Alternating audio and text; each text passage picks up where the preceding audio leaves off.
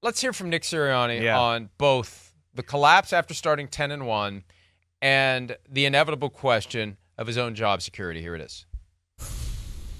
Oh, obviously we were in a big slide, and anytime that's the case, I always look at myself first, and I didn't do a good enough job, and obviously we lost 5 of the last 6 and lost today, and it's almost like you couldn't get out of the rut we couldn't get out the rut we're in, and that's all of us. We'll all have to look ourselves in the mirror and accept that, and just find answers, find solutions. But obviously, when you start 10-1, and then you get into what happened for us. Obviously, that the expectations were high.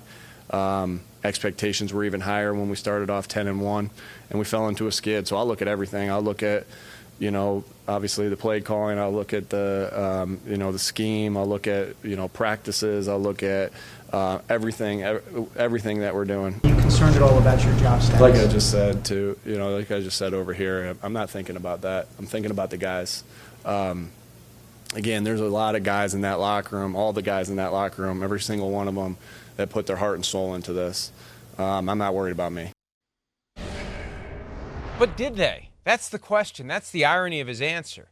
It didn't look like anybody was putting their heart and soul into it last night. No. It didn't. No. I mean, I didn't sense anybody other than maybe Devontae Smith, who was determined to give absolutely everything they had, no and doubt. then some there to you win go. the game. Right. That's the problem. Right. They just waved the white flag after they lost to the 49ers, and Nick Sirianni never came and grabbed it out of their hands and snapped it in two and told them, let's go. Forget about that game. Let's go. We still have all of our goals in front of us. We still can do this. And ultimately, it's on him. And I'm not saying he should or shouldn't be fired. I'm just saying,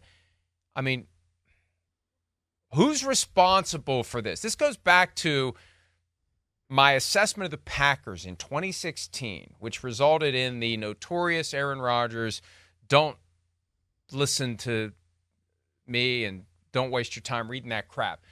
All the stuff that Rodgers was complaining about, it went all back to the head coach of the team.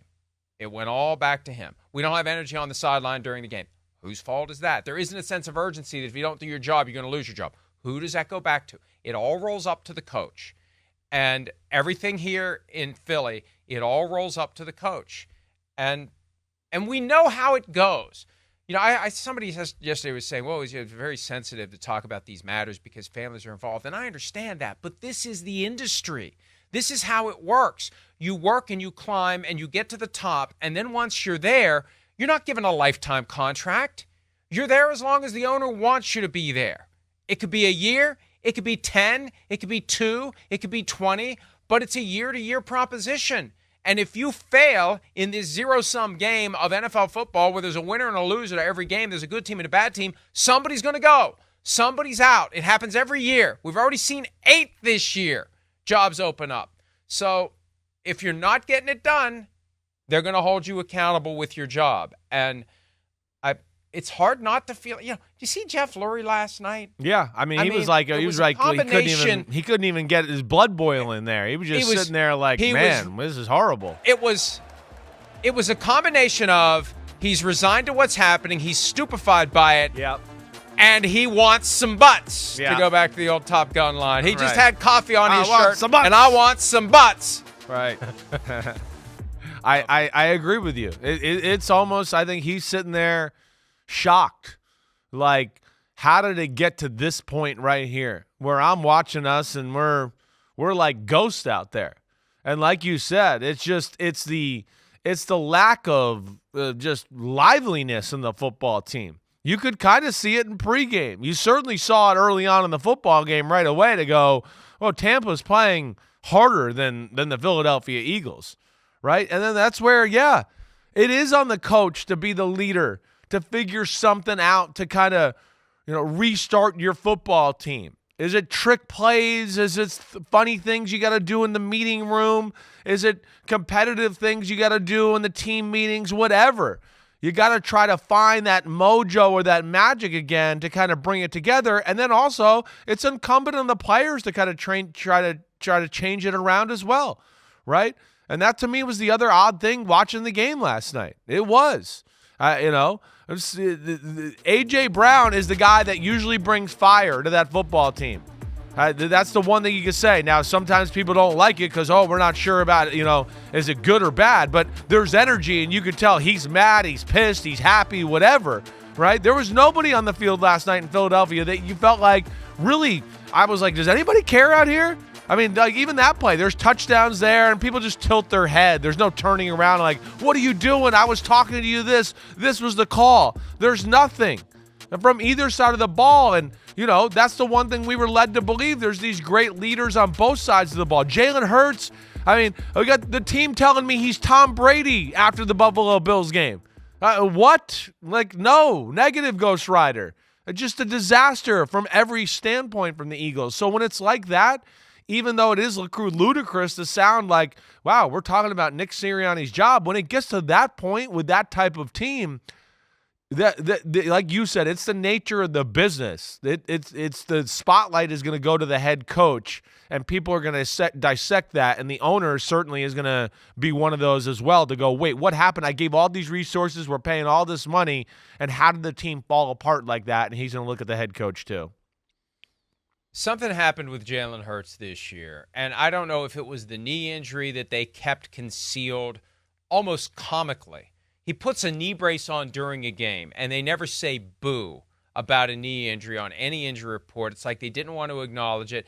Who knows what he fought through? He had the dislocated finger more recently. Who knows what forces he was fighting behind the scenes? But I look at the contrast between last year, what a great leader he was, and it's like this guy's going to be the heart and soul of this team for the next decade, if not longer. And to have it fall off this year, something happened that caused him to, I don't want to say check out affirmatively. I just think he got worn down to the point where any normal human being would just get worn down to the point where you got nothing left. And I texted you last night, we always are watching. But that shouldn't happen, Mike. Mike, it shouldn't happen. Well, he's a $40 million a year quarterback, and his job, I would argue, out of all the quarterbacks in football, is one of the easier ones. He's got the best support system of everybody around him. That's where how injured he was. Well, so that's where we don't know what he fought through to play. Okay, the injuries certainly. I get it. I hear you there. I know. Maybe he battled through some stuff. Certainly. And it may be like last year. He told me after one of their wins that the team was starting to take on his personality, and that it was getting there 1 week at a time. And it was a rare moment of candor for him because I think he gets it. I think he understands it. It might be that, and again, there will be stories to be told about what happened behind the scenes for the 2023 Eagles. They did a very good job of keeping it under wraps, just like they kept the knee injury under wraps. It could be that he just got to a point where he just decided, you know what? I keep trying and I'm out here playing through this knee injury. I'm trying to set the example for these guys, and these guys aren't responding, and this guy's saying this, and this guy's doing that, and who knows what else we don't know about, and the head coach isn't doing a damn thing to pull it all together. I'm out. I'm done. We'll see you next year. Well, that's not good either. Nobody else will get that excuse either. See, these are all excuses that nobody else gets in football. I know. I'm just saying it's not acceptable. I don't understand it either. Yeah. I think it's, again, but we can only take so much. Right. We can only take so much. Right. That's the point. We don't know. We all get to our breaking point. My point is, until we know what all he dealt with, it's impossible to know whether or not there's any blame to be put on him. Yeah. Because it's possible he dealt with far more crap than we know about. Until we know all the crap, it just feels to me. I mean, I've been following the NFL for 50 years. And we see all the ebbs and flows and the coming and the going and the good teams and the bad teams. It just feels to me that there's a lot of shit behind the curtain. Yeah, I hear you. That we don't know about. Yeah. And there may be enough that we could say, I'm surprised Jalen Hurts just didn't pack up his stuff and leave. I hear you. No, he definitely dealt with some injuries. I get that. But, I mean, the way he was throwing the ball last night, the ball was coming out of his hands fine. He threw the ball fine. He ripped off a big run. He was running fine. So I have a hard time sitting here and believing it's just all that. And all I'm saying, Mike, is all these things you're saying, nobody else gets the luxury of that in football. But for some reason, Jalen Hurts does. And that's what I don't understand either. I don't. I mean, again, if this was Josh Allen and the season fell apart this way, like, come on. Come on. ESPN would have 9 specials today about how horrible he is and why did it fall apart all because of Josh Allen. Now the quarterback of the best team in football, and we make an excuse about everybody else. And that's where I'm not going to let it fly. I'm not. So I'm saying understand. we don't There's know. a lot there. We don't know what we don't know. He said that last week. Right. It was very specific, and I was on a radio show in Tampa, and they drew it out as a more general observation. It was in response to a specific question, but he did say in kind of a loaded way to the reporters, you don't know what you don't know. So maybe we're going to find out. And this is where, when it all falls apart, now that it has, and depending upon where it goes from here, and I expect at a minimum 2 new coordinators for the Eagles next year. And if you're going to do that, just go ahead and just go. Just flush. And but let's hear a little from Jaylen Herz yesterday. He was asked a specific question after the game on whether or not he wants Nick Sirianni to be back as head coach of the team. Do you want Nick back? Do you want Nick back? I didn't know he was going anywhere. Well, there's obviously a lot of question about whether. I didn't know that. No, but you didn't know that. Nah. Where's your confidence level in him then to fix this team? I have everybody. I have a ton of confidence in everyone in this building. It's just a matter of us going out there and playing clean football, and that's been something that we have not done.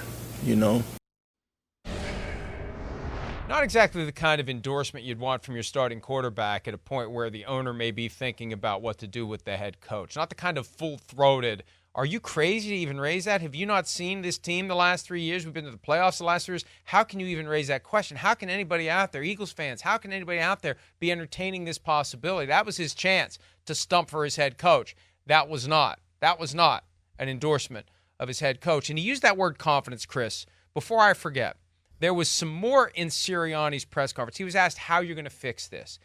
And he retreated to that cliche, well, we just have confidence we will. I know from working my butt off to get to the top of the profession, I've got confidence. You have to have confidence. Well, you got to have a plan at some point. Confidence, I'm sure you had. Are you saying you didn't have confidence this year? Surely you had confidence when the wheels came off. So what's the saying from The Office from Vikram? He's in the back seat of Michael Scott's PT Cruiser. And Michael Scott goes in to try to recruit Ryan to leave the bowling alley to come help sell paper for the Michael Scott Paper Company. And Vikram makes the observation to Pam, confidence. It is the food of the wise man and the liquor of the fool. You can't just say, I'm going to be confident. You got to have a plan. You got to have a purpose. If you confidently step on a rake, you're still stepping on a rake. You can have all the confidence in the world, but you got to have ability. You got to have a plan. That confidence has to be put in action. And to hear Nick Sirianni say, I'm confident I'm going to be, that's his plan. I'm confident. You better have a better plan than I'm confident. Yeah, I hear you there. Hopefully it means I'm confident we'll figure it out because we figured it out before. And, Jaylen Herz, I think he's a guy that blocks out a lot of that noise a little bit and probably was a little surprised to hear, wait, Nick Sirianni's job's on the line. And, I'm not shocked by that response. And I don't think he's one to come out How and does that not get into the – How? I know. How does he I don't know. I don't know. I would How think does he he would not hear know? How does the locker hear room enough. not know? Right. Yeah, I hear you. I would think he knows a little to know, man. Lane Johnson knew, but Lane Johnson's well aware of it. He might just be thinking, man, they're questioning all of us, and I don't know what the hell to believe. And you can kind of be in that little mode as a quarterback and not exactly look at the splash reports on the weekend and know those type of details sometimes when you're playing. So I'll give him the benefit of the doubt there. But, yeah, you would think he could read the room and everybody there to read the room to go, wait, this is crazy what's happened to us. And even though we went to the Super Bowl last year, this is bad enough for, the owner to think, wait, do we need to make a change? So, yeah, they got to go back to the drawing board in a big way. They really do. They kind of relied a little too much this year. One of my old sayings, in my opinion, just the Jimmies and the Joes and not enough X's and the O's. They kind of, I think, went into the year going, yeah, okay, we got coordinator problems, whatever. We'll figure it out, but we're so good. We'll just make it happen, and we'll physically just be better than everybody else. And as we know, teams went through the year, and they started to accumulate, oh, wait, we could defend this way. We could defend that way. And it's a copycat league. And once a few teams kind of put it out there hey, this is how you slow down some of their stuff, There was no answer anymore. And I don't care how good you are, right? I don't care your quarterback, Jalen Herz and A.J. Brown and everybody. When it starts to get to a point where the other team has a really good feel for what you're doing all the time, you can't just go, oh, this is the NFL and we're better than you and we're just going to beat you even though you know what we're doing. That ain't going to happen. And I think there was a little of that too, and that's where they definitely got to go back to the drawing board. Well, but see, that's the point. Have you earned the right to go back to the drawing board when you failed week after week, to put that confidence in motion? That confidence that you're so proud of was part of the 1-6 collapse down the stretch. And this idea, and I don't know what it is. Is it fatigue from last year? Is it complacency? Is it hubris? There is some of that. I noticed some of that from Sirianni from time to time. Remember they beat the Chiefs? Yeah. Acted like they won the Super Bowl. Yelling at the fans coming out of the Yelling tunnel. Yelling at the Chiefs right. fans. Telling them to shut up, man. see you later. On, right. No, yeah. Right. There's plenty of people that are tying the two together. And maybe they would maybe it is that this is just a highly talented team. And last year, with Shane Steichen and with Jonathan Gannon, it was enough that the X's and O's up until the very end. Remember the whole thing of they don't really know what to do when someone goes in motion and then turns around and goes the other way. And twice in the Super Bowl, they got no answer for that. They had an answer for everything else. Chris, the way you're laying it out to me, if I was the owner of the team, I'd get a new coach because I've got the team. I've got the Jimmies and the Joes. All I need is somebody to come in and take care of the X's and the O's. I got somebody who's flying this plane on autopilot and wondering what went wrong when it flies right into a storm. Yeah, I hear you. I think that's a pretty good analogy. Here's one of the most concerning things to me of the year, and we hit on this a little bit, but I still think within the bylaws. The bylaws of the NFL and what you do and how you act and the command chain and all that, to me, is still the biggest moment of the year to go, wait, something's weird. And that is still the end of the Seattle Seahawks game. A.J. Brown referred to it, I think, 2 weeks ago, how they changed the play at the end of the football game where Jalen Hurts threw the interception and they decided to take a shot.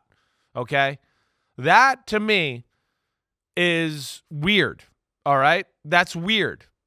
Even if I was the man in Tampa Bay, and a big moment like that would never change the play on John Gruden in that moment and go, you know what?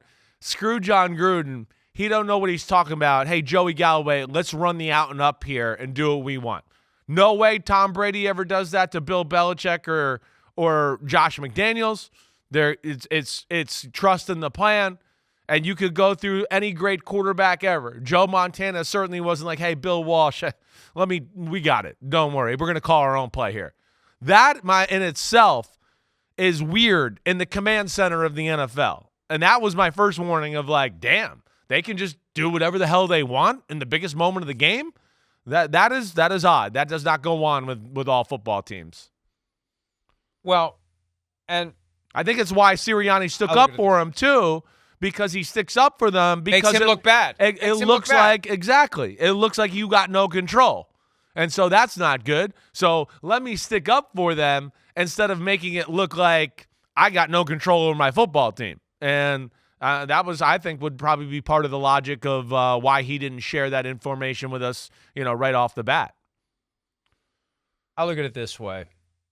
And I think back to the days when I had to worry about what a jury's going to do.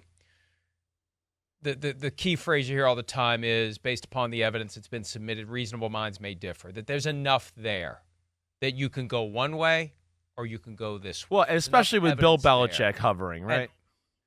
Right. So if you're Jeffrey Lurie, there's more than enough evidence for you to justify making a change. And I would say there's a lot more evidence to justify making a change than not making a change. It's not a blowout. It's not beyond a reasonable doubt like it would be in a criminal case. I wouldn't convict. But if it's a civil case, when it's a lower standard, there's more than enough to tip the scales in favor of making a change. And it's very easy if you're Jeffrey Lurie and you have, and of course this depends upon the influence of the people who are advising him, but there's a lot that you can point to and say, this is bad, this is bad, this is bad, this is bad, we got to make a change, and Bill Belichick is out there. And if I don't make my move, Jerry Jones might. This is freaking Shakespearean. We've never experienced something like this where you have one of the greatest coaches of all time. Some would say greatest, some would say top 2, some would say top 3. There'll be some rogue out there trying to make the argument he was never all that good anyway.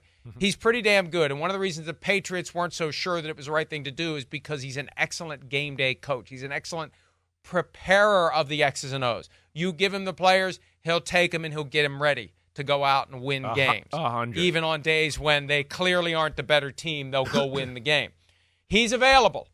And you got two arch rivals, Cowboys and the Eagles, who are currently in a spot where they're figuring out, do we have a guy that's really going to take this great team that we've put together as far as we want to go? Maybe we don't. Oh, Bill Belichick's out there. Oh, wait, there's only one Bill Belichick. I better go get him. No, wait, he's going to go get him. I mean, this could play. I always root for a great story, man. This could play out in an amazing way to the benefit of Bill Belichick. Well, he gets to pick one or the other. Lurie and Jerry Jones are, they're going back and forth and negotiating with Belichick. He's going to come away with a $50 million a year contract. Unbelievable. Hi, it's Mike Florio. Thanks for watching PFT on YouTube. Hit subscribe for the latest news and analysis from Pro Football Talk.